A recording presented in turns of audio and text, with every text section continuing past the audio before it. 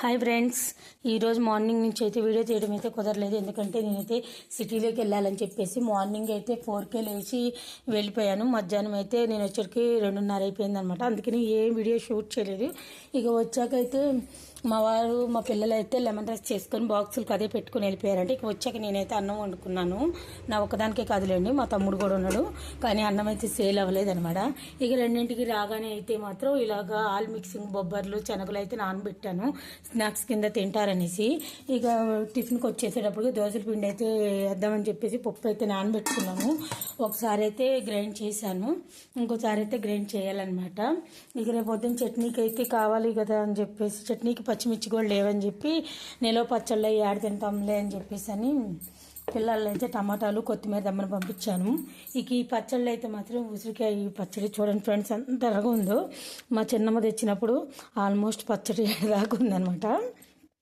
కానీ పచ్చడి బాగుంది, పుల్లంగా బాగుండేటికి అయిపోయింది. టేస్ట్గా ఉండేటప్పటికి మా ఇంట్లో ఏంటంటే పచ్చళ్ళు అయితే ఎక్కువ రోజులు ఉండదనమాట. ఇక ఇది వచ్చేసేటప్పటికైతే మామిడికాయ పచ్చడి సీల్ తీసి చూపిద్దామన్నా కూడా ఫుల్గా మా వారైతే ముడేసి పెట్టేశారనమాట.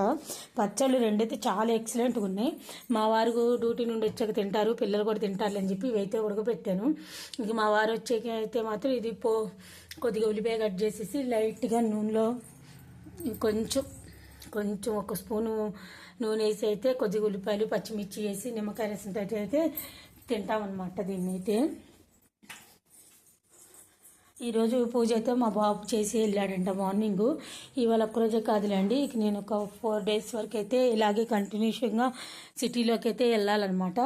అందుకని చెప్పేసి పని అంతా నైటే చేసుకున్నా. ఇక బట్టల విషయానికి వచ్చేసి బట్టలు కూడా మార్నింగ్ కుదరదు కదా అని నైటే వేద్దామని చెప్పేసాను. ఈ మిషన్ ఎందుకో సడన్గా ఆగింది, ఇదేదో కొత్త రకం మిషన్, నాకైతే తెలియదు అనమాట. సగం వేసి పక్కన పెట్టాను, మా వారు వచ్చాక చూస్తారు.